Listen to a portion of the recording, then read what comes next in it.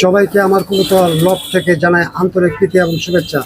কবুতর হঠাৎ করে অসুস্থ হয়ে গেলে তাদেরকে কিভাবে চিকিৎসা করা হয় এবং আমি কিভাবে করি তা আপনাদের সামনে তুলে ধরার চেষ্টা করছি। আবার আমার পাশে থাকবেন এবং আমার ভিডিওগুলো যদি ভালো লাগে লাইক দিবেন, কমেন্ট করবেন। দেখেন সবটি কবুতরই সুস্থ আছে, এই ঘরের ভিতরে সবটি কবুতরই মোটামুটি সুস্থ আছে। এখানে যা আছে সবটি মোটামুটি সুস্থ কবুতর। এই সুস্থ কবুতর মাঝে একটা হট করে অসুস্থ হয়ে গেছে। এই দেখেন অসুস্থ কবুতরটা, এই দেখেন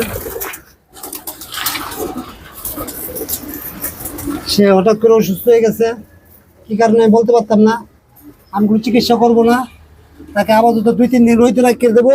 এভাবে ধরে নিয়ে হয়তো রাখবো, এতে কবুতরটা মনে হয় সুস্থ হয়ে যাবে।